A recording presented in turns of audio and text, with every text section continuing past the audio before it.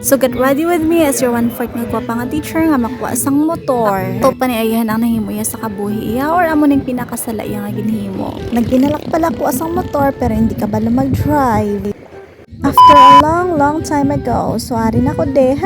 So nagkadtugid sa Suha Beach Resort para mag-practice. Practice gamay, kulba dako. Ang kakulba di hamak. Ano ambi kay ang kilo ko 40 lang, tapos ang kilo sa motor sobra na siguro 7. Ko mapintalan ko na be kundi mamay ko ged. Ano man ambi ang akon nga gadgad nga nagkuha ko sa motor. Kung bike na lang tani nga 3 kabilog a karito.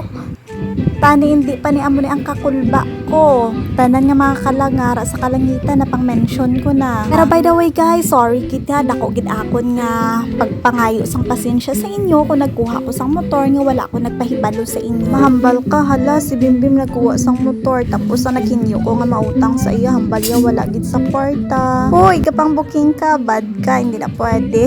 Sorry. Update niyo ako subong sa akon nga journey kung paano ako makabalo mag-drive sang motor. So first and foremost, ang dalagan ko 10 kph lang gid. So siguro pwede man ako na makalabot sa eskwelahan nga kadang-kadang lang danay. So mahalin ko di siguro sa balay mga alas 4 sang kaagahon makaabot ko sa eskwelahan no. Igo-igo lang na mag alas 7. Sige lang ya. Sige lang. Namin di ka na nagpalas kay ano.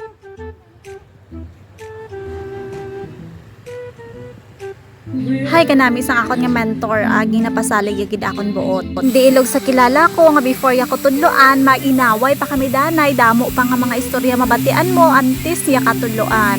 Hindi ko na pag-mention kung sino sa pero ang first name niya Ralph. Nakabalo naman sa Char. Sino? Kabalo na ko mag-balance pero ang problema ko hindi ko kabalo mag-drive kung may kasugat ako nga motor. So siguro mapaobra ko danay sang kalsada antes gid ko makabiyahe sa layo. Hoy, grabe ka, mahal-mahal sa kasada, hindi mo na kaya, huwag kang assuming. So siya dari lang danay ako nga voice over lantawan niyo lang ko kung paano ko mag-kiay dira. Hi Char, have a good day. Bye-bye.